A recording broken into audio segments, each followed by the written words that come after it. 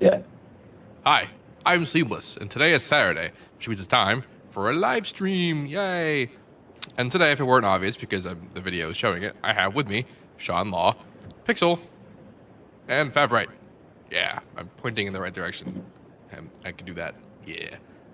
So, let's have everyone introduce themselves and give some background as to who they are, particularly Pixel and Favright, since Shaun Law has been on the stream numerous times. I should hope people know who he is by now. So let's start with Pixel. Yo. Okay. So I'm Pixel. Um, I make music. I what else? What should I say? I've been making music for probably around 4 years now, and yeah, I just make various genres and stuff, whatever I think is cool, I guess. Neat. What are your biggest influences? Um, Who are, I should say. well, when I started getting into this, I was listening. I was first introduced to Deadmau5's work, and then thrown into like noisy. It's kind of like drum and bass kind of world and that kind of stuff. So a bit of like more progressive house, I'd say. Cool. Cool. All right.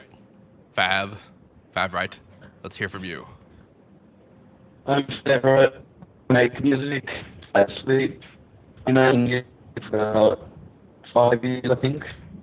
I have no idea. It's probably about 5 years. All right. Who are your Um, biggest influences?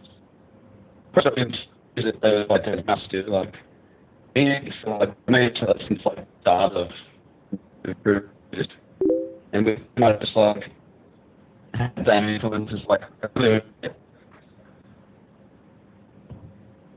I got maybe 8% of what you just said. well yeah. Damn. Is it bad? Okay, I got that you agreed with the Dead Mouse thing, and that you've been producing for about 5 years, and then everything after that, it just kind of got choppy. Are you Now. are you viewing the stream, Fav? I just I would say you could click the pop out chat and just close the stream itself, and you'll still have the chat there. We're having some bandwidth issues. Our guests, if that wasn't obvious, are actually from Australia, and so we've got some distance issues. Yeah.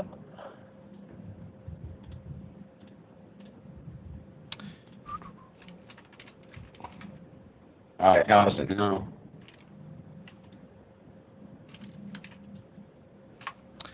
All right.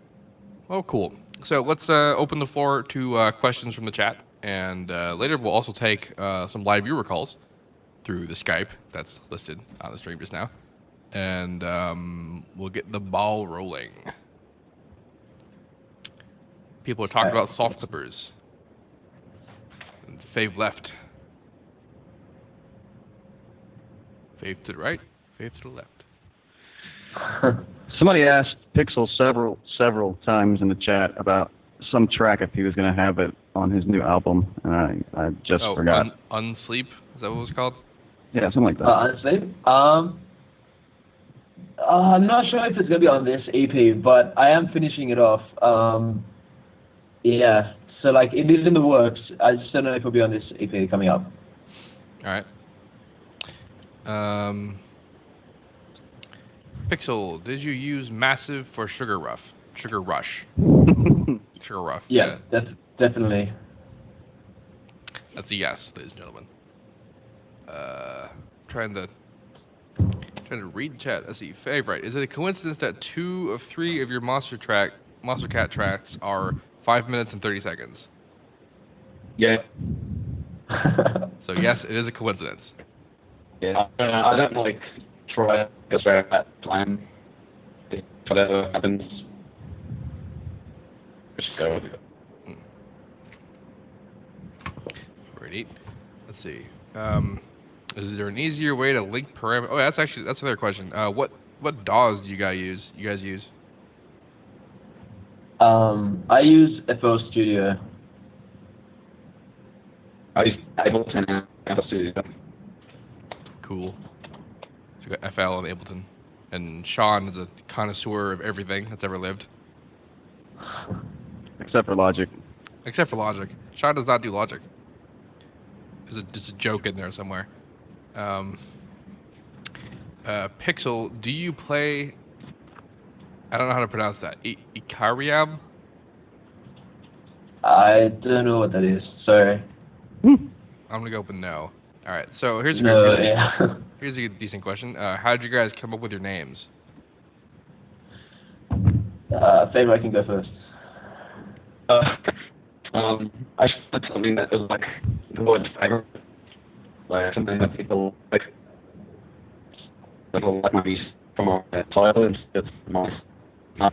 And I just want to land into the word favorite. That was the right choice. So he chose his name because of the word favorite. Yeah, kind of. Okay. All right. Shaun is the lag translator. Well, I can hear him a little clearer than what you can because I'm hosting the call, so I can hear him a little bit clearer. That's good. Maybe try recall, or re-add into the call. Might fix it. I'm not sure we want to risk that. I mean, Is that too risky? yeah. There you go. All right. I guess we're doing that now. Okay. Well, in the meantime, Yeah. let's see. How do you guys start a song usually? I think it's asked every stream. It does. I think it's different for every person who does it, so it's reasonable, I guess. All right. Well, I start usually the progression, and then I'll do the break. Kind of just like the build and stuff, and then once I've got that working, I just kind of progress it into a drop, and then just piece together the intro outro afterwards. So you actually start with the melodic components. Yeah, definitely. Cool. That's cool. That's more or less the opposite of what I do. I start with the drop material, like bass sounds and stuff. And then I try and make something I that fits lied. it. I totally lied. My bad. I do drums first. I make sure the drums are spot on how I want them. Then I move on to the break. Okay. So drums Yeah. drums first, melodic content, and then drop. Yeah. Very good. Are you going to release Rat Twist? Who did Rat Twist?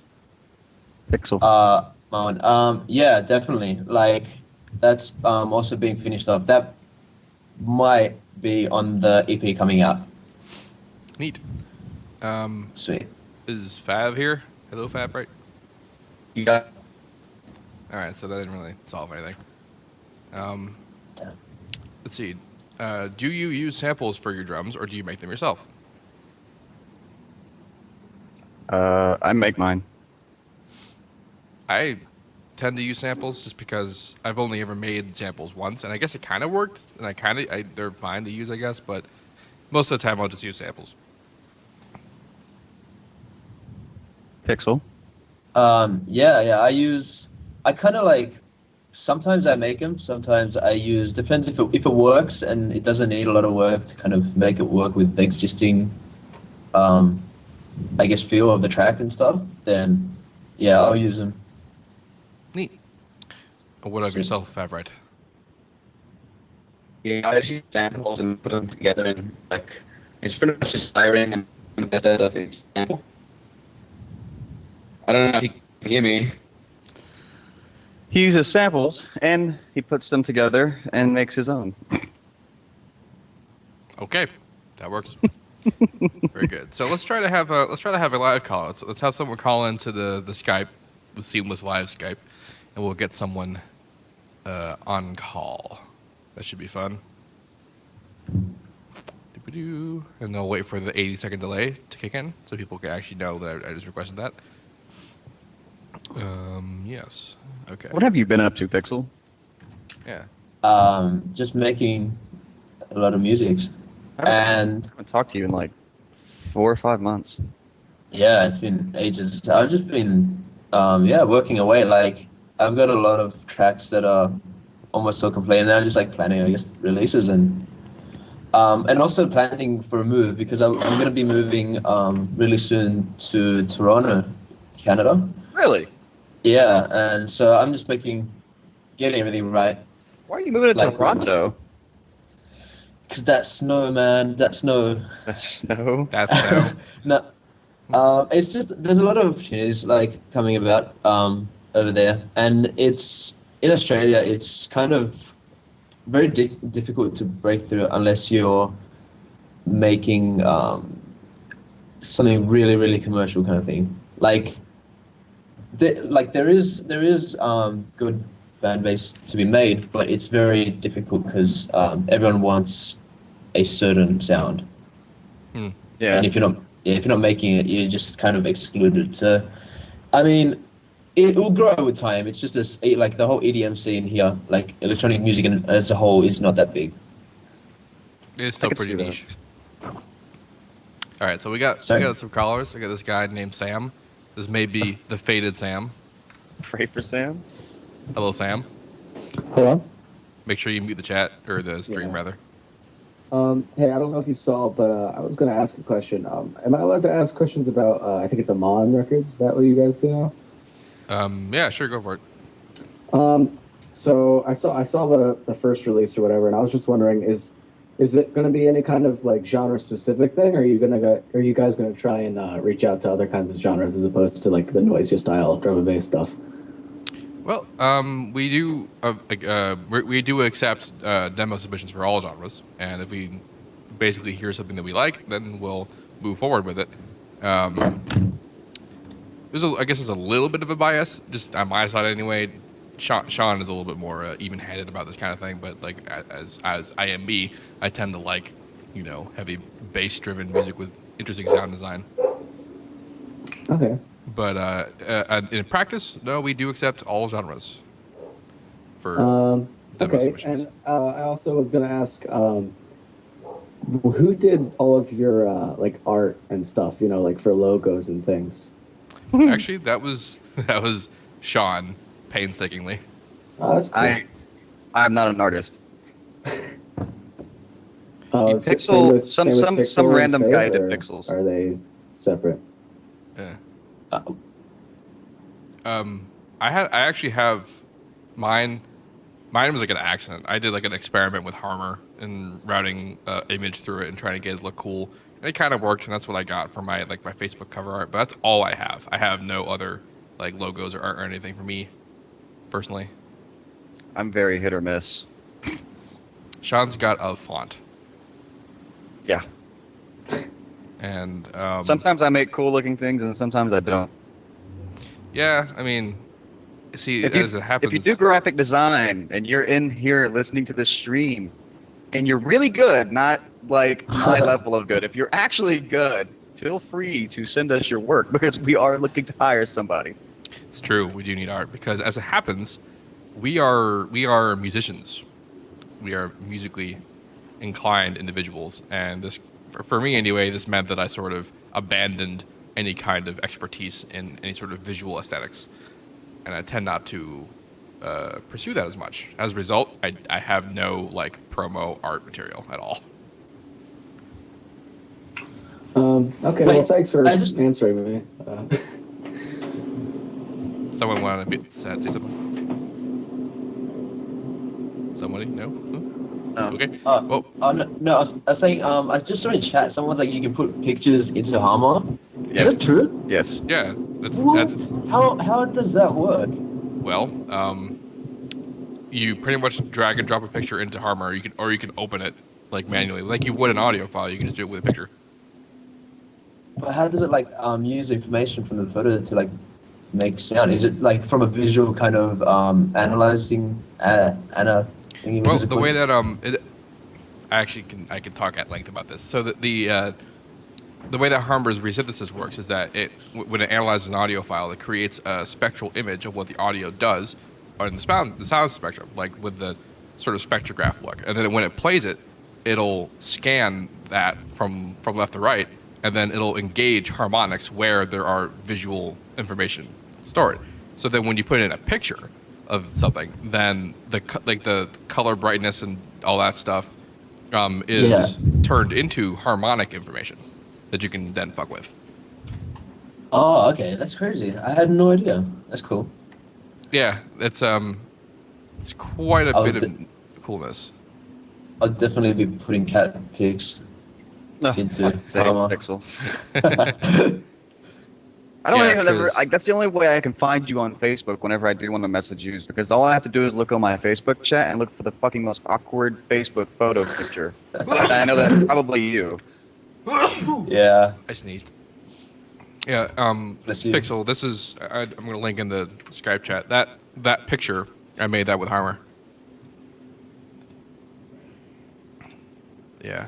So thank you, Sam, for your call. Oh, It's good to wow. know that you're not lost. Thanks. Yeah.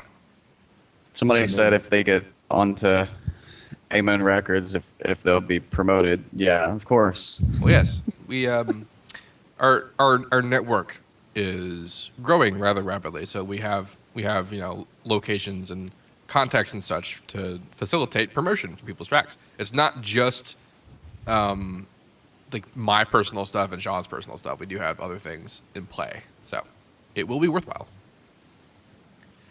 Favright, what did you use to create the base on Iceland? I don't know. Can you know? Kind of. What? Is it like bad? It's off and on bad. I use it. I don't know if you've used it before, but Reactor has it's quite native instruments. There's all little different type of VSCs that you're looking at. Uh-huh. Which one I used? Oh, Razor. Razor. Yeah. All right, Razor. There you go. What is Amon? Okay, because I've gotten a million messages asking me on Facebook, what does the name mean, and what's the guy's name? Amon Tobin. Yeah, Amon Tobin. No, the label is not named after Amon Tobin. And it's Amon is named after a StarCraft character. That's StarCraft. So, if that's there you go. It's a StarCraft character. Here is Steven and I's thought process when it comes to naming things. What do we both like? Nothing really. Okay. Do we both play a video game? Okay, we do. We've both played StarCraft. Cool, we like StarCraft. Okay, cool. Let's go to the Wikipedia page. Let's find something interesting on the Wikipedia page. Yeah. And thus a name was born. Because we're both kind of bad at naming things. We're horrible at naming things. I've always been just the worst at coming up with names. I was I joked, in the past about the hardest part of making a track is naming it. Like, I can spend, however long making a freaking drop, and then I'll spend maybe 4 times that making an intro because I'm not as good at melodic content, and then I'll spend way too long to be like, what do I call this goddamn track? Because I'm used to, because you have to. When you're working on a track, you have to save it, when you're working on it. So when you save it, you have to call it something. And everything that I have are basically numbers now. The way that I name it is I say what tempo it's in and then what the date is. So, like, for example, 140 917 was a 140 BPM track that was on September 17th. That started it. And then later I come up with a name for it. 3 racks beats everything. Because Marines are OP. God, a bunch of fucking StarCraft nerds in here. Well, Which I guess is good. I guess it's good to know because that means that if I want to do any kind of gaming synergy with my fans, I have a game that I know that people like to play that I that's can also play. Seamless's thing, though. StarCraft is your thing. I don't mind playing it, but I would prefer League of Legends. So. Yeah, Shaun is a big LoL player. He plays LoL. Because that game is called LOL. It's LOL. LOL. LOL. LOL Massachusetts. Favright plays LoL too. Like, really well. I thought I saw a post on his Facebook, I think, or somebody posted on his Facebook, his personal one, and it was something about League, and I was gonna ask him later that night, hey bro, do you play League? But Yeah. He's really good. I played him once, but I'm so bad, and I was letting the whole team down. It was amazing. like they're like oh, this person's getting fed, and I'm like, oh, yeah, I'm pretty hungry. And then I was like actually talking about real life eating, and I didn't realize that it mean and I was like ganking and all these like phrases. I'm like, I have no idea what's going on. See, the thing about League of Legends is that, I mean, if I'm correct about this, is that the whole genre, the MOBA genre, is more or less based on like Diablo and also Dota, which was a Warcraft 3 mod. It's actually more based on a game called Han. Han? Yeah. I have no idea what But- that is. Yeah, you're close. Yeah, it's close enough. If you were going to Yeah. give a description, Well, that would the work, reason yes. the reason why I bring up Dota is because the original Dota, and then especially when Dota 2 was announced, like a whole bunch of like research went into this online and news sites or whatever. But the original Dota, like at the time when Dota 2 was announced, was like the most hardcore, close knit community that ever existed in gaming, and if like it was like the most unbelievable hatred for new players, because like the way that Dota and like League of Legends also it kind of works is that like shit will get bad if your team is like even the least bit like not completely cohesive. Oh yeah, no. In League, definitely. If you have one player who is just fucking terrible, and he's, as Pixl was talking about, feeding the opposing team, yeah, that can definitely. It only takes one character or one, as it's called, champion on a team to actually fuck up the game for everybody. That's all it takes. It's just one. So the original Dota, the people that still played it, they're not nice people. Like. Well, the League people are like, because League goes up to level 30. That's the level cap. Really? And most people who are less than 20 are all generally really nice, or they're just trolls. But once you get to 30, everybody's a prick. Yeah, Smurf accounts and stuff. See, in StarCraft 2, you don't really have to worry about that because it's all 1v1. And like on the other side, though, like in the original StarCraft, like when StarCraft 2 was announced, I decided that I wanted to go try and use the old BattleNet and try to actually play old StarCraft online, which I had never done before. And the thing about old BattleNet is that it doesn't do what StarCraft 2 does now, which it has like leagues and like rankings and shit.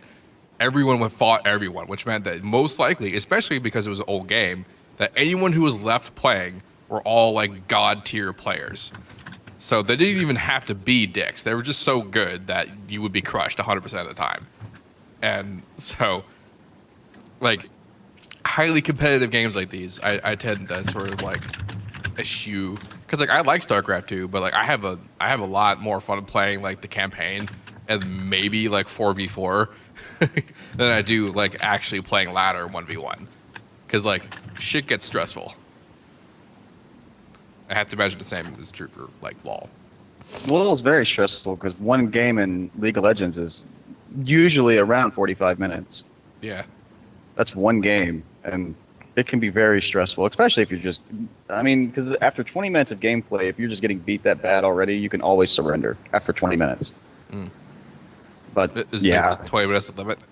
Yeah, 20 minutes is where you have to wait for 20 minutes before you can surrender. See, it's funny that they have to have those kinds of safeguards. Well, I don't know. I'm telling you, you should go play one day. Like, you should just come on, and I'll get on a Smurf account, and we'll go play. And I'm telling you, you'll enjoy it. Like, some of my old clan mates from Half-Life 2 Deathmatch got into Dota, and Dota, had that whole beta phase. Is Dota free to play? Like, No. In fact, actually, there's a new Dota that just came out on Steam that got greenlit. oh yeah, the Blizzard's.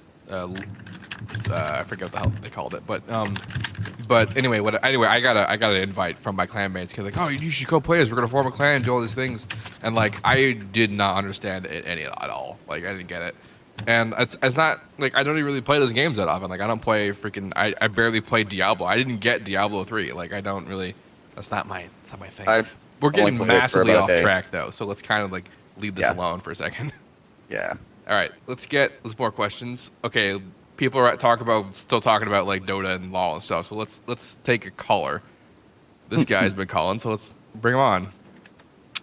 Hello, Eli. Hi, How are you? I'm good. What's your question? What is the one trick that you showed in that one live stream It's called like 140, 190. Are you almost done with that? Like, at It's all? been done 'Cause for a that while. song is orgasmic. Thank you, but it's been done for a long time. Really? Really? So, God dang it. I'm working on it. Oh, I just want to know Soon. that. Okay, It's called Codename Hurricane now. sweet. Hurricane. It's really orchestral and Indeed. stuff. Okay, bye. Bye. All right. Well, that was kind of handy, I That was guess. a perfect example of a perfect caller. All right. This guy's name is Nevs. Hello, Nevs. Oh, Hi. there we go. Muted the stream. How's it going, guys? It's going good. Do you have any questions for our guests? Yes, I've got two quick questions. One is about arrangement tips for sub bass. I've seen some guys, they will like layer up a mid-range bass with a low bass and kind of compress them, EQ them, so they balance. Something that I've been doing a lot is doing a completely different pattern with my sub bass. And the other question I had was panning the instruments. If you were going to play a song in a club, let's say, how would you go about setting that up? All right. Pixl, Favs. All right, so well, pretty much, I guess it kind of depends on the sounds that you're using.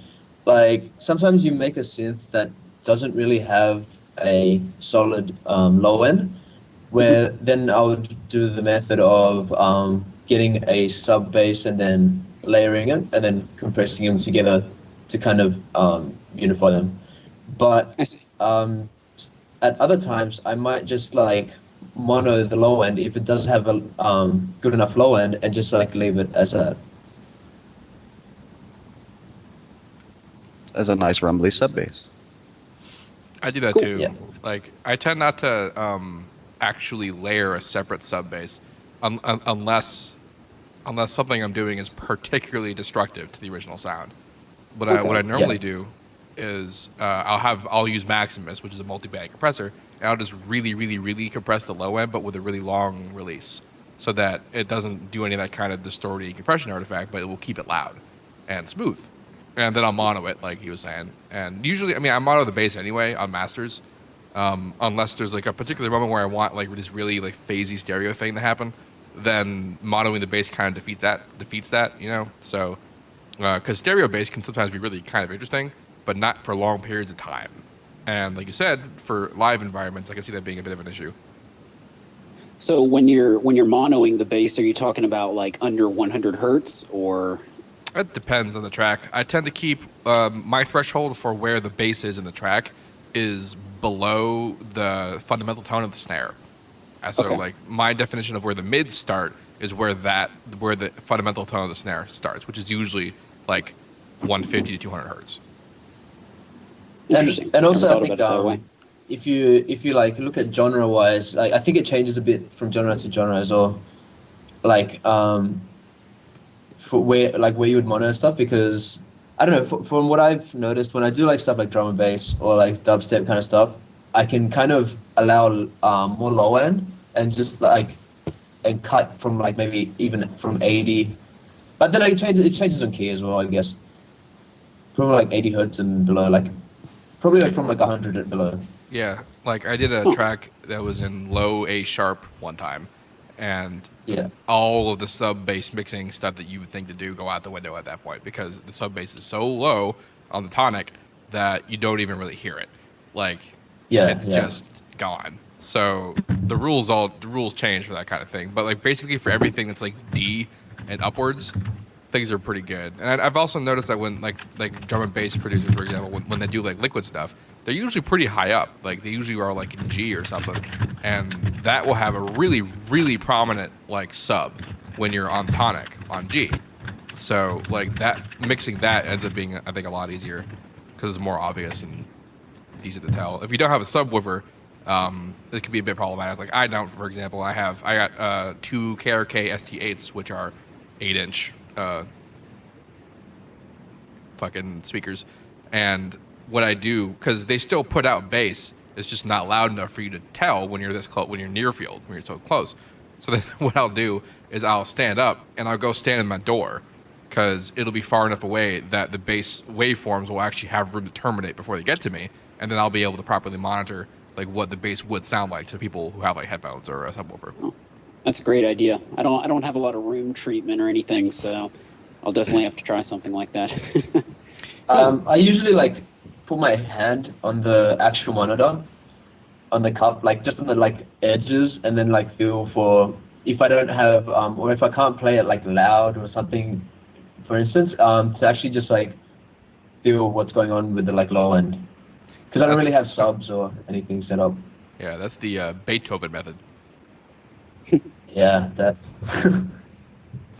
Indeed. But yeah, I mean, definitely, like, because I mean, I've been using headphones for like majority of the time I've been producing. I only got monitors recently, so I just literally, I don't know, it's weird. I have no idea. Like, you just have to kind of go with what you have with the gear and just kind of figure it out. Yeah, like you listen to tracks that you like that have a good sub bass mix and a good like live presence that you've noticed if you go to shows, and like doing what they do, at least for terms of sub mixing, isn't that difficult because you can tell, is the sub mono, is the sub stereo, are there stereo elements, is it being changed throughout the track, what the key is, what they do in other keys, do they stay in one key, kind of thing, like that kind of stuff. It's at least in terms of sub bass stuff, it's pretty easy to analyze, and also in terms of doing an unrelated pattern of sub to your mid basses. I actually, when me and Shaun were doing the Hideous remix on the stems for that, they actually did that. They had a sub bass that was doing stuff, and then they had a whole bunch of mid range stuff that kind of wasn't really related to what the sub bass was doing.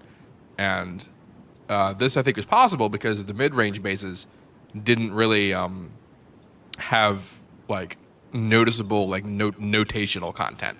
It wasn't really pitchy. It was just kind of an effect, a sound. And their sub bass was actually pretty high frequency. Like it must have come up to like 500 hertz. It was very like up there. So That's very interesting. Thanks. Indeed. Thank you for your call. Yeah. Boink. That was informative. Now that we're not talking about games. And now people are talking about music again. Let's see. People still try to post links. It's not really working. Sorry, can we? Is it possible to make our names like different in the chat? Like to have like a before name or something to show that it's us, because like it's because Favright's like using the chat because his thing is like not working, and it's like really hard to kind of differentiate who's who. Oh, what's his username? Favright one. Favright one, yeah. Okay, I'll make him a mod. I can do that. Yeah. Yeah, just make him a mod. And both of you type in chat real quick so I can do that. There we go. And there's Pixl music. Chat scrolling. There we go. So you're gonna make them mods so they're just red. There they go. They're mods. Well, now they're blue. They're blue. Yep. Oh, right, because broadcasters are reds. Yeah. Sweet. All right. Thank you. Ah, that's red. Nice and bright. And your text is also blue, so that's good. Yeah. Cool. That's neat. Very good. All right. Somebody wants a child from me. That's not going to happen anytime soon. What do you guys do when you don't have an idea? I think is what that question was supposed to say. I just kind of fuck right off when I don't have ideas. I feel kind of guilty when I'm not making music because if you are familiar with the circumstances of like my existence, I live in my mother's basement. So like if I'm not always doing something that's like music related, I kind of feel like I'm like taking advantage of my mom. Even if I am doing music stuff, I am still. So, but that's just how my brain works. So if I'm not like if an idea I'm working on is like crappy, then I just try really hard to do something else. And I will just abandon tracks and just be like, nope, this is dumb. This is dumb. This is dumb. Just trying new stuff over and over again until I find something that works. Although I do have a lot of fun just making sounds that aren't like in a track. It's like, okay, I can't make a track right now. My goal is to make a new bass sound. That's cool. Let's just do that. And if like experimenting on that, I could just do that forever. I feel like I'm accomplishing something because I usually do. I see animals running around in Shaun's camera. What? Well, I ended up in the stream. He's got. Is that a dog? That is a dog. Ladies and gentlemen, there is a dog.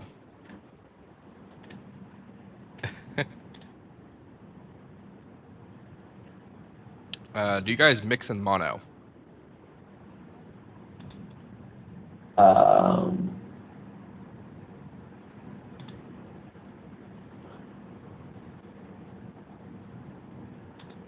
don't actually even know, to be honest. You don't know if you mix in mono? Like I don't even know if I mix them or not. Well, if you ever do any kind of like mid-side processing, then I guess it can be technically referred to Oh as well, mixing yeah. mono. Yeah. Well, I do that. I mean, if that's mono, yeah. That's the thing I don't really do myself, but I think I kind of want to. I probably should. So that'll be a thing that happens. Yeah. Although recently I discovered that Harmer has a mid-side option for resampling, and what that does is enables you to resample in stereo. Because for the longest time I just resample in mono, but if you drop a sample that's stereo into both A and B parts, on both A and B part, and then you go into advanced on one of the parts, you can click side, and then that channel will be the stereo information, and then the A channel, or the other channel, will be the mono information. And so then you are basically mixing mid-side in Harmer resampling. Wait, so does that mean you can have like different sound going into the sides and then for the mono? You could do that if you wanted to. Like, That's actually a fantastic idea. Layer. Yeah, no, that's a great idea. I should That'd try be that. cool. Like I could have the mono of like a later resampling step, and then the side of another resampling step. So it's like the same sound, but it has different processing applied to it. That'd be Yeah, really yeah, sweet. that's pretty sick. I've Yeah, never, no. like, I mean, I haven't used Harmer all that much. I have used it a few times, but haven't really gone into depth. It's like the actual GUI is kind of so Full. weird. It's like full on, kind of like the whole how everything is kind of like filter based kind of thing, envelope Kind of. based. Well, yes, everything has the option to be envelope controlled. Yeah, yeah. And it's just like It's not straightforward. It's not a straightforward plugin. Not much I know. yeah, Took me a while to get it, but man, once you get it, it's like the best. As long as you're not Yeah. Shaun Law. Shaun is not a fan of Harmer. Not even remotely. Do a mid-side Harmer bass seamless. I'm not gonna do that right now. It'll take me a while to set up. Are you actually a Buddhist? I guess it's a question to Shaun, Yeah, I am. because that's pretty hardcore. The guy says Believe it or not, I'm half Asian. he's half Asian. He's half Asian. All right, let's take another caller. We got a guy who's actually calling already. His name is Jonathan. Wait, we already took his call. We will not have a repeat call. Let's have someone new call. Let's do callers, yo. See, now people are seeing it in the chat, and it's actually in the future because the stream hasn't caught up yet. Yeah. We are time travelers, ladies and gentlemen. How many tracks do you tend to be producing at any one time when you try to stick to just one track at a time? I used to do that. I used to stick to just one track at a time, but then I started having particular goals, and that necessitated that I don't do that. So, but let's take calls because now people are calling. This guy's name is George N. Hello, George. Hi. I haven't been producing for that long, like close to a month or something. But I was wondering where you guys get your drum samples, like kicks and stuff. Pixl. I use a lot of the Vengeance samples still, and I just like layer them and kind of make my own through them. They're really good. They're particularly well produced. I personally tend to stick with FL11, I should say, FL11 stock samples. There's a drums folder that's full of reasonably good starters. They're good starters. You kind of got to work with them to make them fit, what you're doing, but they're pretty good. I also like using Superior Drummer. I especially like using Superior Drummer for its crashes and rides and hats, because damn, they're good. And also, like, snares tend to mix pretty well. If you want to have like that acoustic drum sounding edge to things, that's a good way to do it. All right. Also that, cheers, guys. Also, there's like the Nicky Romero kick. Is it like, I think it's by Sound Academy. And it's called like kick or something. It's literally just like a drum synth, but it's actually like really good because it's got like a lot of presets for already kind of big EDM kind of commercialized sound, like drums. So you can easily kind of get that sound if you knew it. All right. Indeed. Cheers. All right. Thank you for your call. On the topic of a drum synth kick, the kick synth thing, FL also has a plugin called Bass Drum, which they came out with for FL11, which is essentially what you described as the Nicky Romero thing, only it's a bit more generalized. It's not necessarily only for EDM stuff, and it's pretty cool. It's neat to mess with. It's got some kinks in it that are kind of weird, but it gets the job done pretty well. Yeah. I don't know, like the thing with the like Nicky Romero one or whatever, it's cool that it just like allows you it gives you like a visual representation of the like envelope and kind of what keys and everything, like as you change the pitch envelope, it gives you what key the actual kick is in and stuff. So it's really easy to kind of just like get it working with your like basses and stuff. So like I just found like I only found out about it recently and it's pretty cool. Like that does sound cool. Yeah, it has like drum and bass. Like it has like a bunch of presets that you go from drum and bass to like house to like tech to like everything. So it gives you kind of, I guess, also a reference to see how like say a house kick to a drum and bass kick looks with the actual pitch envelope. So if you want to later on go and create your own and stuff and more kind of detailed work, you know where to begin kind of thing. Yeah, like when I work with bass drum. Because it doesn't really have any kind of like visual cues as to what's going on. I gotta listen to it. But what I'll do is I'll open it up in an insert, and then I'll open up an EQ so I can just watch what it's doing. And EQ2 in FL. That Nicky Romero thing, I gotta check that out later. That's kind of neat. Yeah, it's actually like really cool. I mean, I don't know how much he was actually involved in the thing, but like the actual synth itself is like good for everything, not just EDM. So it's pretty cool. Neato.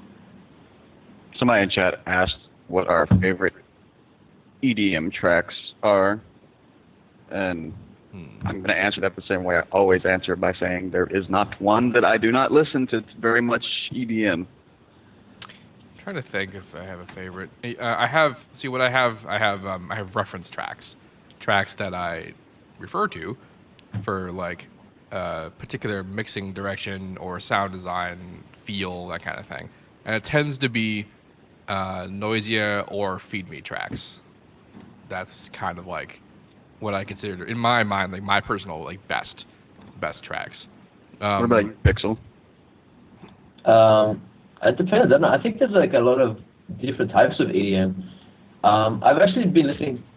Like, what EDM I really like is this dude called Sin Cole or Sign Cole. It's spelled like Siren Soul. That guy. And Sin Cole. Yeah, there you go. Yeah, and it's just like his stuff is really cool. It's very melodic, and it's very like kind of retro funk kind of style, but like also EDM stuff. So I don't know. Like, I mean, I guess it is. There's a lot of different EDM. You got like Martin Garrix style EDM, and then you got stuff like Calvin Harris's kind of bordering, well, pretty much pop music-y kind of EDM. You know, it's funny. Someone just mentioned "Sandstorm" by Darude. Oh God! And it's funny. It's a bit funny because the sound, like that sound that's in that song. There was a guy on the Image Line forums that made a pretty decent recreation using like 3x OSC and whatever. And what he had done was pretty simple. Like, it wasn't that complicated. But apparently he either got into contact with the guy or he found out there's some interview about what the guy had done to actually make the sound. And what he did to make the sound was like way super overkill processing and like ultra analog synthesizer shit. Like unbelievable Cool. signal chains of just like crazy. Like the original sound wasn't even like a synthesized sound. It was some absurdity like a trumpet or something. It was, I don't even know. But the point is that like the original guy went through so much trouble to make that sound, and then someone on freaking the FL forums made it out of 3X OSC. And like that kind of stuff I think is hilarious. Well, that was also back before DAWs were really heavy. Like it just wasn't. They were all pretty limited. Yeah, I get that. I get that about that. So any kind of track that you would have made back then, like even when I made music like that long ago and longer, it was, the process I would use then is way more complicated as opposed to now I could load up one VST and mess around for 5 minutes and get something that would took me 6-7 hours 10 years ago. I can't even like think about like what people like Prodigy had to do to make the shit they made. Like, well, I mean, it was just like what I've been doing, lately as I went more analog, just using, as you called me out the other day, using a Moog. Moog. I want to call it Moog, but they call it Moog. Like, well, I call it Moog and I call it Silent fuckers. It's called Silent. Well, actually, I call it Silent. Silent, yes. Indeed. All right, let's do a call. Let's have more calls. Yo. Let's see what we can get. Let's get a caller. Actually, while I'm at it, I'm gonna try something.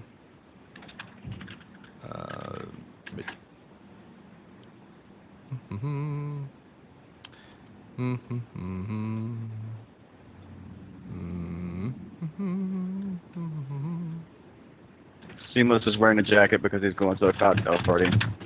That's the truth. All right, we got callers. Actually, yeah, I do ghost produce, and I think Pixl, you do too as well, don't you? Yeah, I've done my share. Yeah. Awesome. We got a call. Hello, Brian. How are you? Good. I have two questions, both relating to the stuff.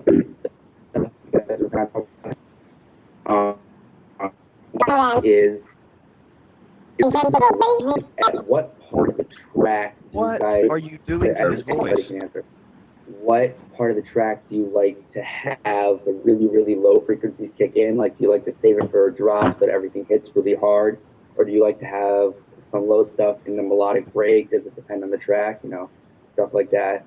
And also, seeing what you were just talking about, how you made the track in like low A sharp or something like that, and the sub was getting too low to work with.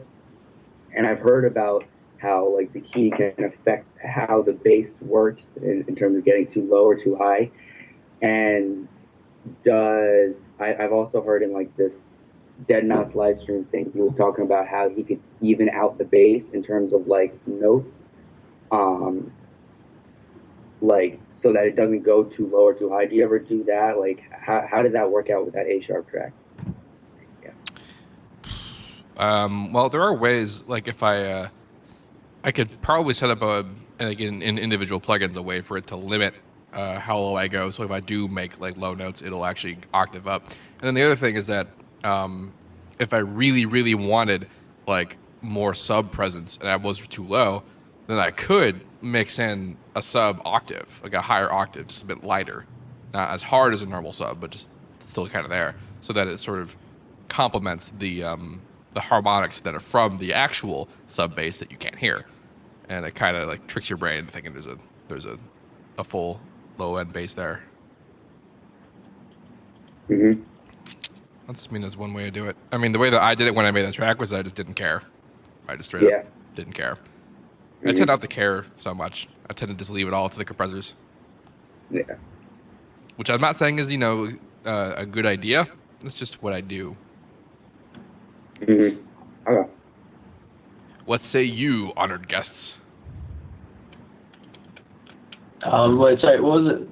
The question again, like the gist of the question? Because I was losing a bit of what's it called, connection during the question. Yeah, could you repeat your question, sir? Yeah, basically, if you're ever working in a key where you know that the bass could get like too low, do you ever work with the notes that you're using to try to like even out how low the bass actually goes? Like, do you ever run into that problem where the note could be either too low or too high to work with?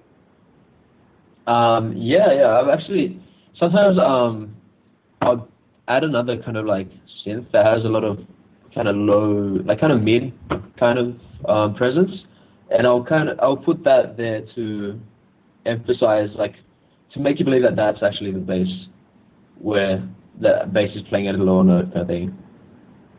Mm-hmm. So, Okay. so like it would kind of trick the listener to think that it is actually like a more fuller, like higher bass than it actually is. Mm-hmm. Okay. Neat. Yeah. It should also be noted that when I at least when I make my sub basses, they aren't just like a naked sine wave. Like I tend to distort it a little bit so that it's got some sort of roll to it. Because if it was just a naked sine wave, it wouldn't really fill out the harmonics in such a way that you would even know it's there. Like unless you're on like G and that sub bass is like at like 80 hertz. You know what I mean? Like, yeah, I got you. All right. And also that arrangement one, when do you like to have the sub kick in? what? The first question I had, like, about when do you like to have the super low frequencies kick in? Did you get that one? All right. There's certain progressions that kind of make that problematic. Like if you did like the typical, like here's a good example. Like if you're in C, and then your progression is like you do that kind of thing, like that can work. But sometimes you start and then you want to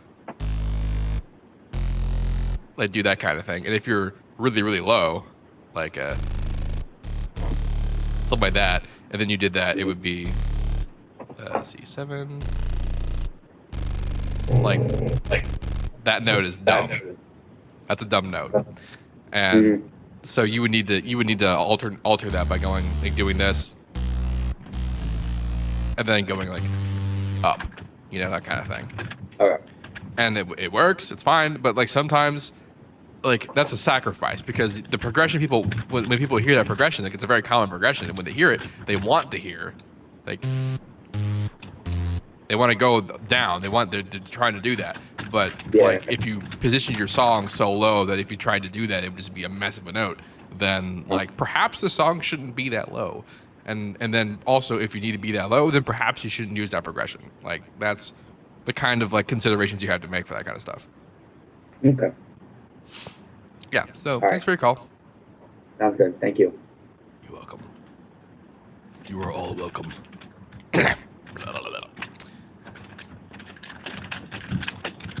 Cool.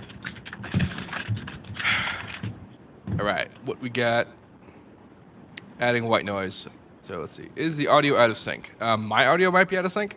I'm trying to get my audio delay right to work with the video because my problem is that if I have FL open, the FL and the audio at present not altered delay, it'll be in sync. It'll be fine. But my video is a couple of milliseconds late, so I gotta like measure and like fix that stuff because I haven't yet. My attempts so far have been less than stellar. Pixl, would you ever collaborate with somebody who's not a mouse?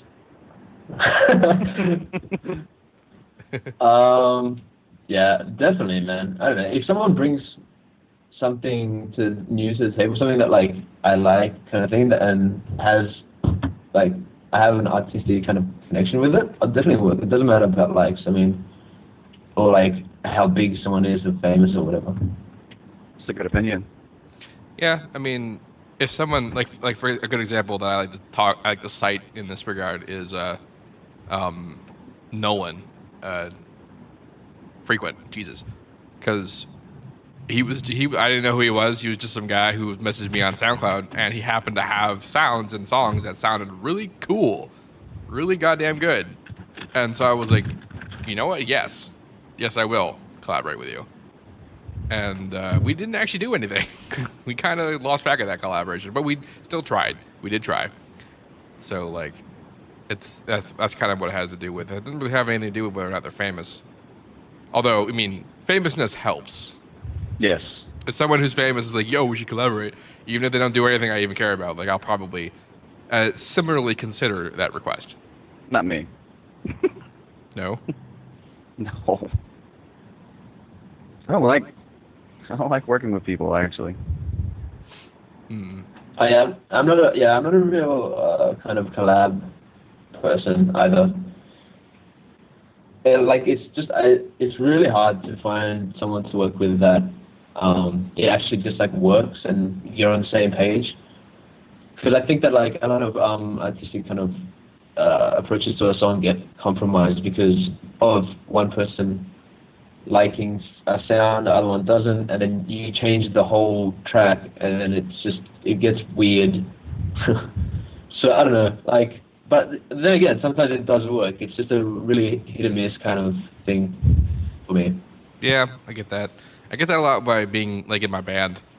It's Yeah. more or less exactly what it's like being in a band. Is that like a person will have a vision for a song, and then you have to make it fit like what your band can actually do, which is not always precisely what you had originally envisioned the first time. Or the band members might not like what you're doing and they want to do something else, or they have something that they want to do that you might like, and so you try to fit it in.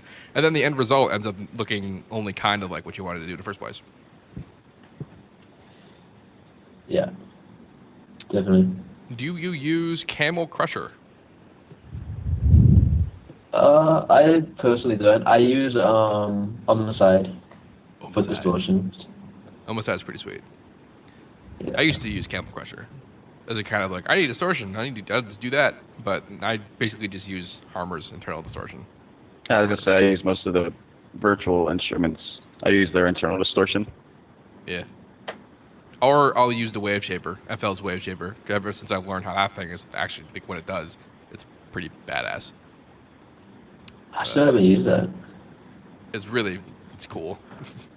I need to look into that. Seamless have been wanting to make really cool sweeps.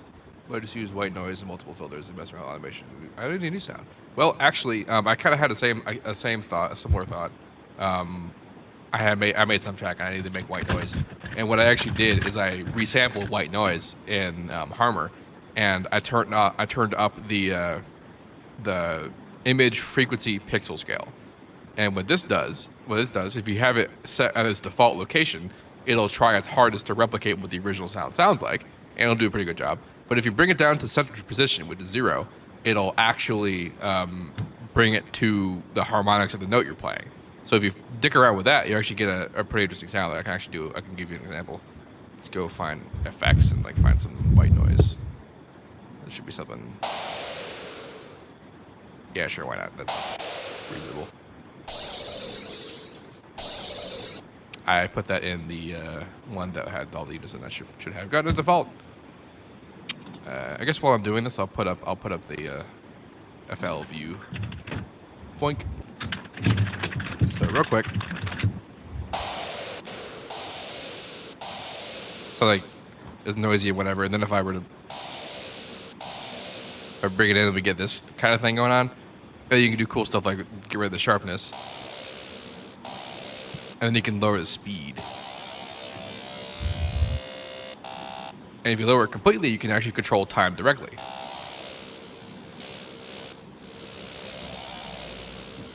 And then you can do stuff like alter the prism position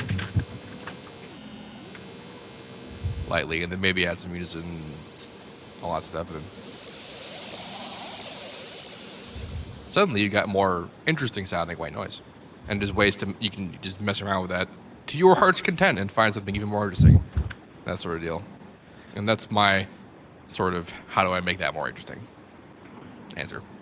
Blur Dot asked if we ever consider taking breaks from music or something along those lines. Where the hell? Where'd everyone go? My Skype thing is only showing Shaun. They're all here. Yeah. Pixl, have you ever considered taking a break? No. I don't even, like, I don't know, I don't feel like I'm doing any kind of hard work. Like, I just enjoy making music. It's not like it's a job, but it's like I don't know. I don't think about it. I just go and sit down and make music, and then so I don't know. It is kind of like a break in itself. It's true. I mean, I don't know how to. Yeah. For most, like this is definitely not true for Shaun. Shaun is very much a trooper. He's always doing work and doing lots of the things in the background. But for me, like if any point I ever think that what I'm doing is hard or like work, I just take a second and I stand back and I realize that I'm basically living a lifelong vacation. Like like this life is pretty freaking sweet that I can make it work like this. So I have to, like, taking a break would just be damaging beyond repair if I did that. Yeah. I don't know. I'm a break from music, like producing, yes, because I quit in 3 days, I think. What's today's date? 28. Yeah, in 3 days I quit. Yes, but you're still the music industry. Yeah, I'll still be in the industry. I'm just not going to produce anymore. Yeah. Well, aside from, I guess, if you would consider mixing or mastering people's tracks for the label, then that's different. But have you guys tried recording, sampling Foley sounds? So, like, I'm assuming you know what that means. You know what? I've recorded sounds. I don't know if I would ever say I use them for like Foley, because that's like a new thing. I've never done it in like a track. Like I actually did a lot of Foley work for theater sound back in high school. Like I would record stuff to use as sound effects in shows, but I've never like done it for a track. And I tend to stay away from actual like physical recording unless it's something like a guitar that's like very specifically needs to be a physical recording or like a live drum kit kind of thing. But even that, like I just use Superior Drummer. Like I try to make the main, like the core of everything that I do, like synthesize as much as I can. And it's not even really there's not like a reason for that. It's just it's something I do. Cause for example, Billin, I guess is how you pronounce his name. Billin. Cause like villain, only Billin. There's that video where he showed how he made Batbots and Manifold with the crazy like recording and resampling that he did. That was like nutsville, and I like it's a cool experiment I think. But like the kind of sounds that he got, I'm pretty sure I could also do that just with synthesis. But I think it's really cool that he did it like by using a 1940s vibrator on a guitar body and recording it. I beg your pardon. Have you not seen that video? No. Did you just hear what you said? Yeah, a 1940s vibrator on a guitar body.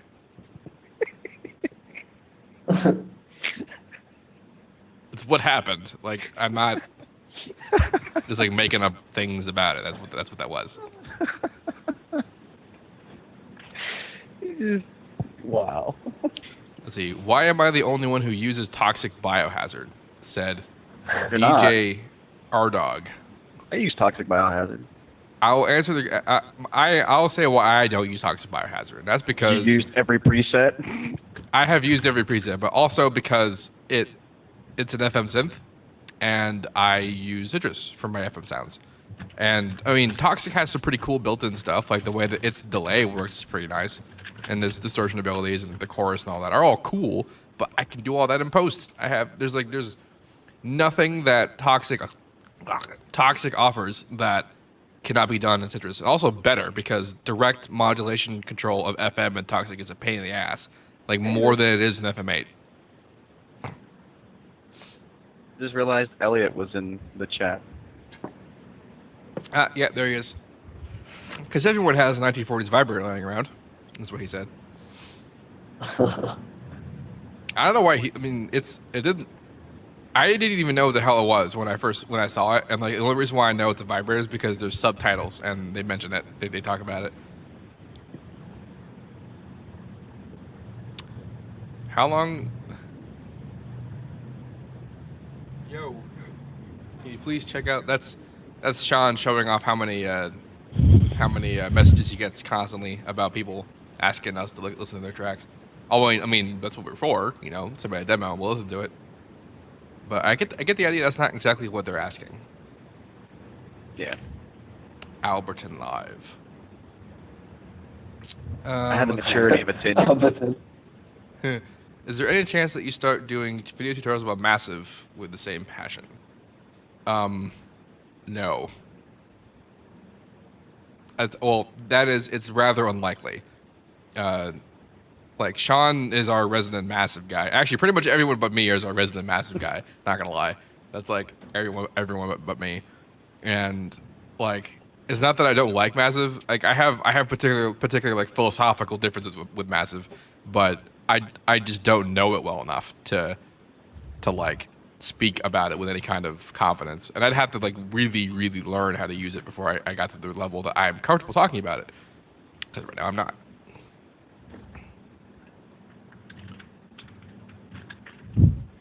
Yes, the 110 metal step track is going to get released at some point. It'll be released with the 140-917 track, the codename Hurricane, along with a whole bunch of other shit. Hey, you made Elliot a mod. Oh no, Shaun vanished. He's gone forever. What's the 3x OSC equivalent in Ableton?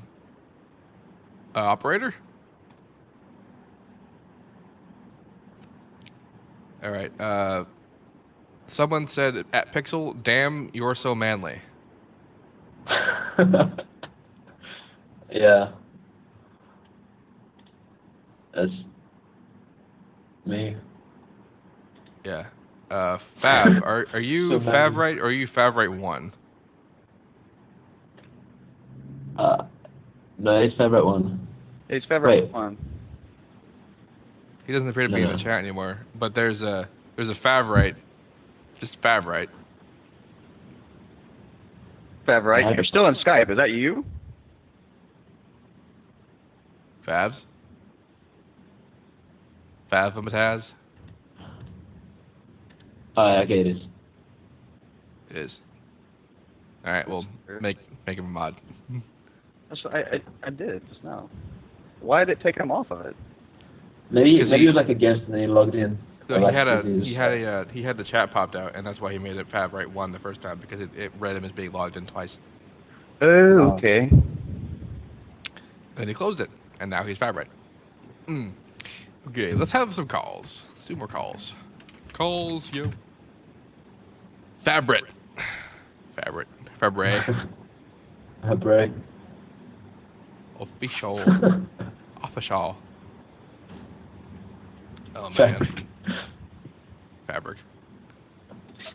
Which is really good about Ustream, I've noticed, is we're all actually able to use, well, excluding me because I'm stuck under the Seamless network, but we can actually, like, the guests can use their actual artist names as opposed to on Justin, how everybody had to put random different names like I am not, yeah, whatever, because for some reason your fans like to take everybody's usernames.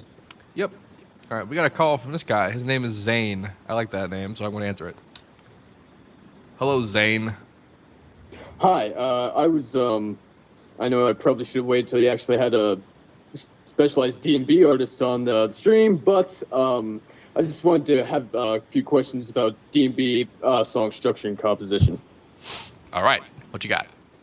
Okay, so I've noticed most of my tracks are really starting to sound the same. Is there any way that I can really kind of spice things up as far as composition goes so it's not as predictable?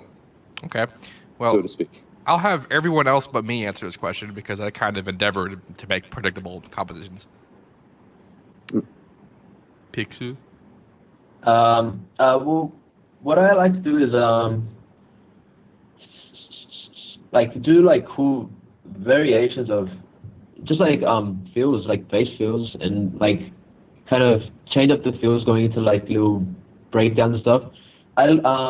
What I've done before is listen to like metal like music and actually just seeing how they go into like breakdowns and go into like bridges and stuff, and then kind of adapt that to drum and bass because they're kind of similar, I feel.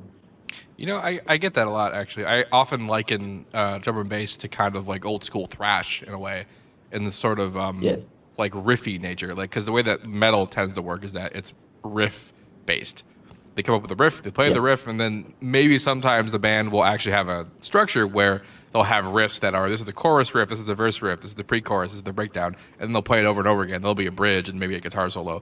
But then also sometimes there's bands that will just play a riff and then play like an unrelated riff and then an unrelated riff and then never ever play any of those riffs again. And I think that's called progressive metal. But like, you could think of it in that way, but my suggestion was going to be to go listen to older, like 2004-ish, like when they started Noisia tracks, because their progressions and like their song structures are very unlike the typical verse, chorus, break, rise thing. Like they're nuts. They're everywhere. Like their stuff is everywhere. It's all very interesting. It's all very engaging. So like that's a good place to start, I think, for looking for spice. Just make sure when you're listening to Noisia, you're like looking out for one thing, like just the structure. If you can easily get lost with like how amazing everything, like their sound design, and then you just fall into like a depression of wow, it sounds so incredible. How I want to do like this exactly the same. I have done this. Not a good place. Yep, that was me. That's almost always me. So yeah, those are our suggestions. Okay, so I have one other question. So recently I was just listening back to all the tracks I've listened to 3 months, and as far as how they sound, as far as just sound in general, it's all over the fucking place. So my question was, at what point in all of your careers did you find your sound as far as basses and structure and all that? I don't think I have, honestly. Like, I'm always trying to find like a different bass sound or whatever. I think if I am to say that I have any kind of signature sound, it's some of the earlier Harmer resampling experiments I had done, because those are the easy ones. Those were the ones that were pretty basic. Like take a Reese, a saw wave Reese, put it in Harmer a bunch of times, and then you get a sound out of that. And it's a pretty recognizable like kind of feel in its sound, so that when someone else uses it, like you're sort of just kind of like, and like I haven't even used that recently, like in a while, and it's because I try to kind of like evolve the sound, and I mean they tend to have a specific kind of core, where it's like, oh, that sounds like a Seamless bass, because I am like all my vocoder basses are kind of based on the same concept, and like Harmer basses. Like recently, there was a big leap in like some new kinds of sound design that were brought to me from working with Audica for the time that I did, and so it's always evolving. But I wouldn't be able to explain to you what my signature sound is if I had to. All right. So those are my two questions. Thank you for your time. You're welcome. Thank you for your call. All right. Yeah, signature sounds. Because I mean, I don't want to end up. I don't want to end up like Joe Ford, where he spends years. Don't do it. Don't do it. What? Don't do it. Don't do what? Don't do it. I know where you're going with this because you ranted to me about. It's not even a rant. I don't even think it's a bad thing. I just don't think it's good for me. Like I don't want to do that. I'm not saying it's bad. Because I was about to start half of this praising the guy, because my introduction to Joe Ford was all my friends being like, "Oh my God, this guy's sound design's amazing," and they're not wrong. His sound design is amazing, and like there were tracks that were very varied. Like he had increasingly new and interesting sound design. Like he just did different things, but then he got a signature sound, and that signature sound, it was all over his last EP, the one that had just come out, and he has cool sound design around that. But it's still built around that one sound. And I don't... At one hand, I do kind of understand that, but not in the terms of, like, actually making music in EDM. Because if you think about it from the context of, like, a metal band, for example, a metal band will sound like what it sounds like, and that's what it's going to sound like. They have a particular guitar tone, particular bass tone, particular drum mixing, and a vocalist that will sound like what that vocalist sounds like. And if you listen to an album, any one album from any one metal band, all the songs are going to sound the same. They're going to sound the same. But what, the composition is different, the tone's different, like the tone of the music, the musical tone, the melodic content's all different, and that's where the variation comes from. But sound design wise, it's all the same. And like I could say, for example, if someone's like, oh, well, like come up with like a guitar tone, I'm like, oh, this guy sounds like, you know, this era Metallica or this era Sabbath, like the kind of thing. Like they have a very specific sound, and that's just how that works. But like in EDM, at least from my perspective, which I understand is not everyone's perspective, but if someone gets a signature sound and then that's all they ever sound like, I kind of don't want to listen to them anymore. Like even Kill the Noise, like you could think that he has a signature sound, but he branched out, like he did other stuff and made new sounds and did cool things, that kind of thing. But like Joe Ford did the opposite. Like he spent all this time making varied and cool sound, which I guess was a quest to find the sound that he ended up with. And then the last couple of songs and on his EP are all built around the same sound. And it's weird to me. Not saying it's bad. It's just weird to me. Just for Yeah, information, I find that same. Sorry. No, I was just telling him I'm not the person that's typing Calzio. That's actually Seamless. Yeah, it's me saying that. Go ahead. No, I was just thinking like when it comes to like actual finding your own sound, I don't think it's like really patch kind of to do with patches. I think it's more like you just build, you just learn to kind of do your own mix downs and your own the way you like process every element. It kind of becomes your own sound in a way without it having to be just like a one certain sound that makes you. Like it's the way you kind of approach melodies, the kind of approach. I was going to say, in my opinion, like if I was going to describe my sound, I would say it's the construction, how the track is put together, like its construction and its bass sound, not the bass, not like I mean like the platform sound. BASE. Yeah, that's my. When I listen to like say for example like a Skrillex track, it's he might have his signature or what like people refer to as signature, like kind of growls and all that. But then at the same time, his drums I find are also signature to him. Like his drums sound very real. They're like, very crisp. Yeah, and they're not really they don't really sound kind of arranged perfectly. Like they're not quantized like a lot of other dubstep and like other tracks in that same genre. So they sound like actual like real drums, and it's really interesting because see, I think that's like another signature sound of his, where a lot of people might not see it as a signature thing because they're just thinking about the bass. I would definitely see actually, if I had to consider for something like Sonny, like signature sound, I would say his progressions and the drums, not anything to do with bass, because that's not even a signature sound. Like the growl bass that most people refer to was a bass that was used many tracks ago, and it was used for a few tracks, and he doesn't even touch it anymore. Yeah. Doesn't even mess with that bass, and it was because that was just voice. It was voice resampled pretty much. Yeah, and like and now, I mean, even the new stuff that he's putting out, and like this new stuff that he's been like previewing and stuff, it still sounds like Skrillex without those growls. Yeah, exactly. So, see, I was also going to bring up Cohen's sound, because like their kind of like signature sound is their bass kind of design, but it doesn't always sound the same. It's just kind of like it's like a Cohen like sound. It's I would say their signature sound to me is once again the drums. Yeah, you know what they do with the snare and like the kick and like that kind of glitch hoppy. Even how they swing everything, you know. Yeah. Like just that. I that's can hear definitely that a very like that's Cohen. Yeah, that's a very Cohen kind of influence right there. But like when I listen to like their production, like because when they came out with that Cohen and Asa EP, like their bass design was just all over that, but it's still varied. It wasn't just like it always was the same kind of resound, the same resampled, processed resound. It was a processed resound, but it was still different every time. But it was still all noticeably them, and that's what I think is really cool about like their sort of signature sound. There's always. It's funny that you said that in chat just now. You said something about depends if Favright grows a beard. Because every time, like the last time we did a stream that had a bunch of pictures of us, it was like I think it was me, Seamless, Direct, and and Xylent.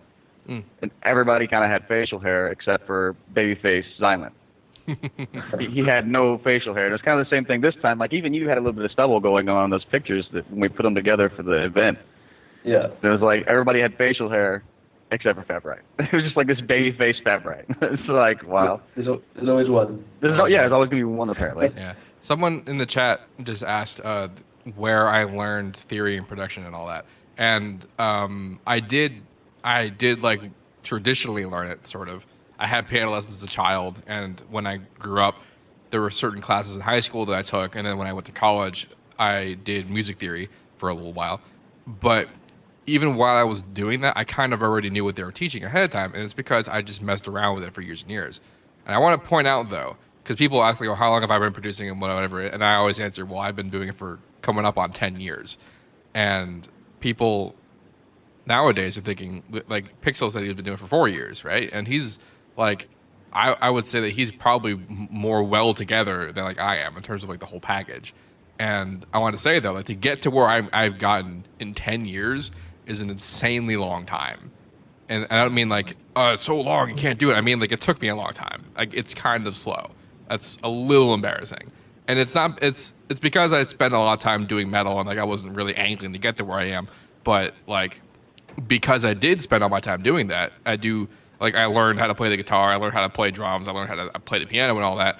Like, when I did eventually move to doing EDM, like, I had all the background necessary. I had all the theory, I had all the, like, experience using notes, you know, to do stuff. That's how I learned it. And then the production thing, I learned it just by experimenting heavily and also reading the manuals. I read the manuals. Manuals are very good. Yeah. You should read manuals. I yell at people about that. Yeah, I mean, see, like you said, I don't know how to play any instrument at all. Where, like, my kind of, I think you'd be able to play piano, wouldn't you? No. Well, I mean, I know how to play piano in a DAW, and, like, how to make piano tracks and, like, and compositions and arrangements. But if you give me, like, an actual piano, I have no idea what I'm doing. I mean, I do have basic knowledge, but it's nothing, like, nowhere near kind of actual fluent playing. Yeah, it's very strange. Like, the way I got into music was very non-musical background. Like, I mean, no one I know did music. None of my family did music. And it was just very, I just kind of, like, taught myself through the internet, like, just the engineering side of music, and then through that kind of taught myself the musical side of, I don't know, it's just a really different approach, I think, from and they both have their, like, pros and cons. Like, obviously, I don't know how to, like, play all these awesome instruments, and, like, how to, like, and the whole performing live and all that kind of stuff. That you're probably, like, like, better at the construction of a track through the DAW than what a lot of people be. Like, for me, I can do the same thing. I can write music, you know, in the piano roll, or, you know, I can write it in MIDI form, whatever, but I actually can write music better if I actually just, you know, pull the MIDI next to me or pull the keyboard next to me and just write and record it into FL or into whatever DAW I may be using. The problem with that is, though, is you're never going to be perfect on your timing. Well, quantizing. Huh? Quantizing. Yeah, but that's adding more work to your workflow. Yeah, I guess. Yeah, like, you kind of, like, you get used to the latency, like, so much that, like, playing live and, like, having instant feedback is weird. Yeah, you know, exactly, and that's kind of where I was going with that. I was saying, like, I was making a comparison, saying that, like, Pixl would probably be more creative in a faster amount of time, like in a smaller amount of time, just writing the notes into his DAW, as opposed to me actually pulling it to the side and trying to play something and get these ideas from my brain through my hands to the keys on the keyboard, as opposed to the keys on the keyboard of a computer. See, the thing about that, though, is that when I started, like, being melodic and writing things, I use mouse, and I do that. I still do that now because I'm just so used to it. But I got a MIDI controller, and, like, like you said, like, the impedance to the workflow is weird when you're used to just using the mouse, and so, like, it's not as direct. But the thing is, though, is that your hands, when you're playing the instrument, will do things that you wouldn't have thought to do just by writing it. Like, and it's the same thing with like playing a guitar. Like I do like lines and melodies and progressions on my guitar that I wouldn't have thought up if I were doing it like on a grid, like on a piano roll grid. And it's just getting yourself in a different mindset for each of these individual things. On the other hand, on some unrelated hand, actually, I was saying is that my principal like education in terms of songwriting, like music theory as it applies to songwriting, was not traditional. It was not formal in the sense that I would write songs and you fuck up, like you make terrible sounding things, and if you identify what about it makes it terrible, like what bad note there was, you move it around until you find a note that works, and then eventually you build up like a kind of a compendium of what works and what doesn't, and then as years progress you can put them together because you just know that they'll work or they won't work for doing certain things. And then you go and you learn music theory like at that point, and you realize that all music theory is just that. It's learning what works and what doesn't based on note values. That's all music theory really is. And there's classified as different things like jazz music theory and classical music theory with different rules and stuff like that. But it's really all just that. And I used to, before I did theory, I used to just call it acceptable notation. Like if I knew, because I knew that if I made a song in D, that like going from D to F to G was an okay progression. That worked. That did an okay thing. And then if I basically, well, I didn't know at the time, but if I made notes that were on the D minor scale, it also worked. Like those things worked. And then later I learned, oh, that's because that's D minor and that's D minor progression and that's the third and that's the fourth. And now I know all these things, but I like my writing hand learned that before my brain did. Just through years of dicking around, which I'm not saying is preferable because again, that's a long ass time to learn relatively simple shit. Yeah, I think it's like you said, it's the trial and error is kind of taken away. In a bit of it is taken away if you do formal training, because it's like done for you and then they teach you what they've kind of their outcome from all that trial and error. Whereas if you go alone through it, you just like develop your own thing through like just I guess like messing up heaps of times and making weird ass like what you thought was tracks, because I have so many that I thought were like awesome songs and tracks and stuff, and they're not like it's not even, you wouldn't even consider it a song or anything now. But then like I guess you learn from it. You're like, yeah, well this doesn't work. This sounds stupid, blah, blah, blah, and then you develop into your own sound through that. I think the best benefit from like actually learning music theory is being able to analyze other people's tracks, because what'll happen is you'll hear something that someone else does and you say, damn, that progression was really tasty and like that melody was really sweet. Like what about that?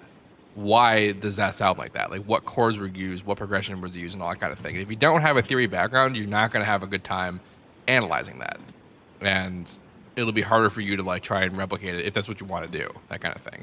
On the other hand, you could just have done the trial and error thing for so long that you just invented your own parallel system and then you can just do it.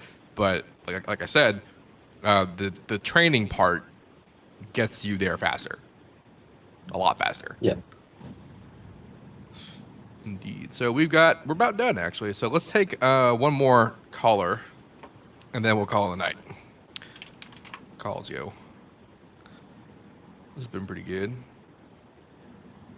I have a comment on the actual Pixl page. It goes, please put that ass shaking song you played on SoundCloud up. Ass shaking song. I was expecting that to be like way worse than it was, because like you're like, oh, this is some shitty trap dubstep thingy I made, and like listen to it, like this is fucking kind of nice.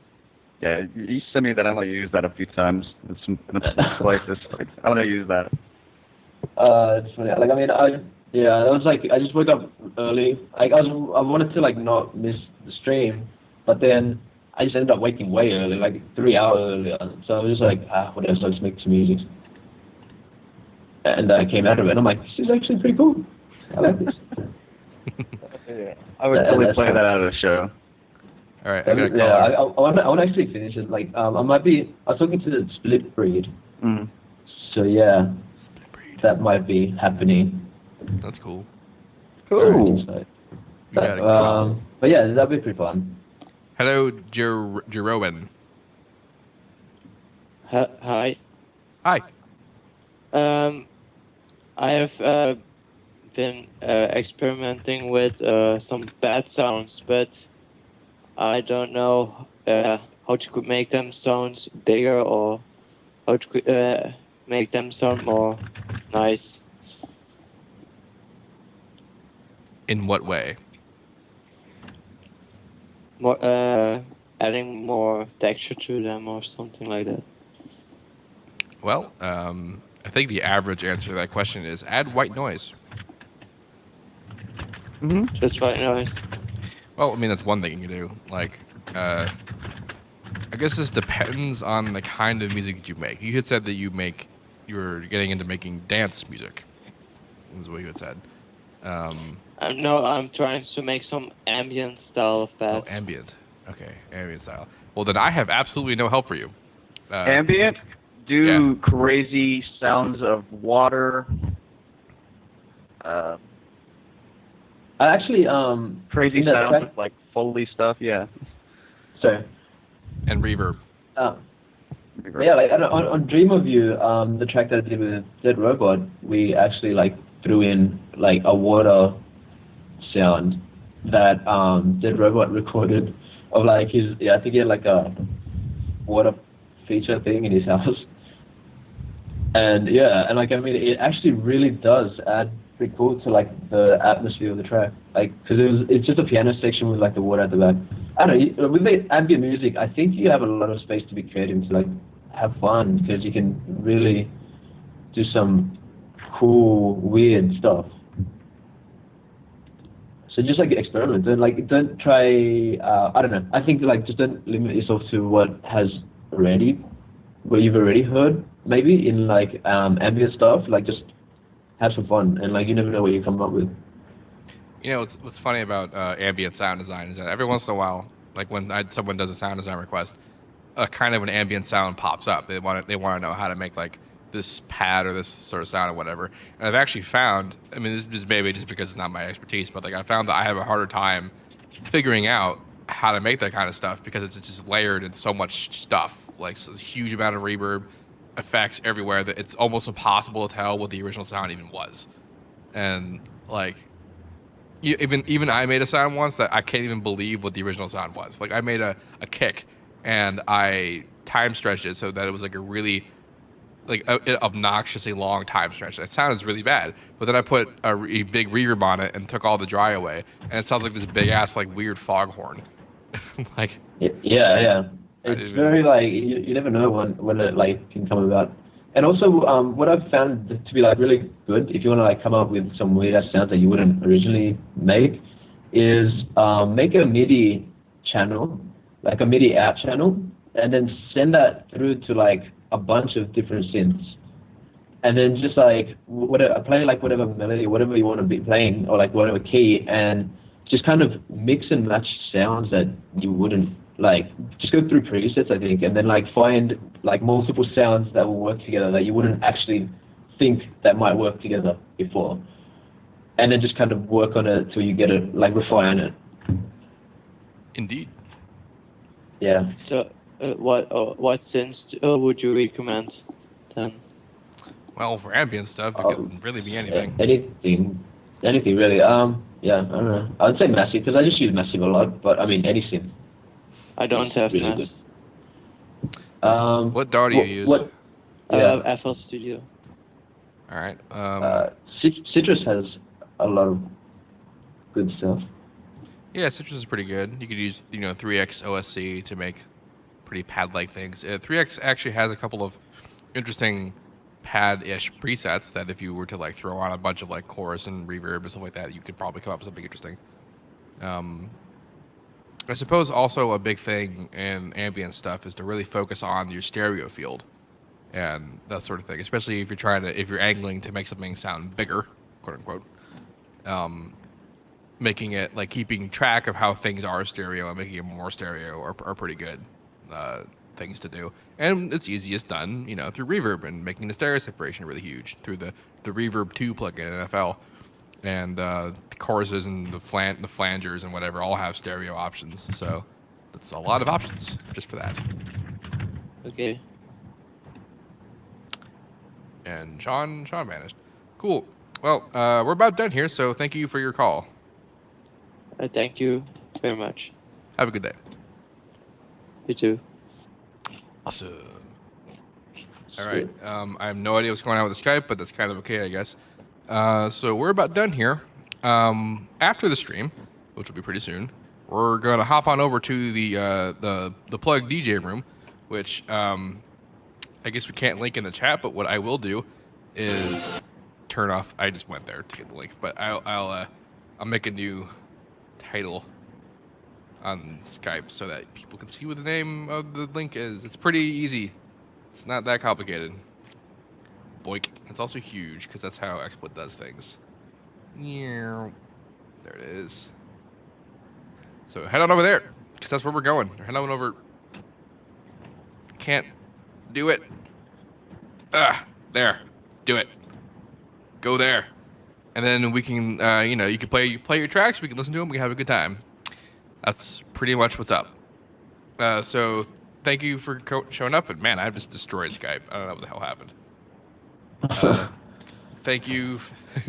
Thank you for showing up. And let's thank our guests for showing up. Thanks, Pixl, for coming out. And thank you, Favright. Thank you guys for waking up really early in the morning to make this stream in the past.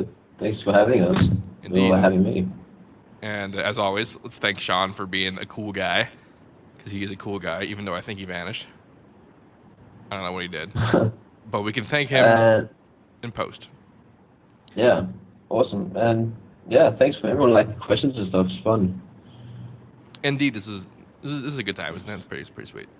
So yeah, this live stream, the guests live stream happens every Saturday at 6 p.m. EST -5 GMT, and Skype decides to go away again.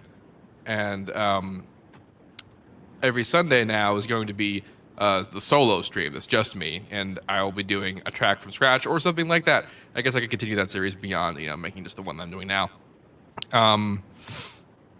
Yeah, so if you have any questions about this, let me know. And as usual, have a nice day.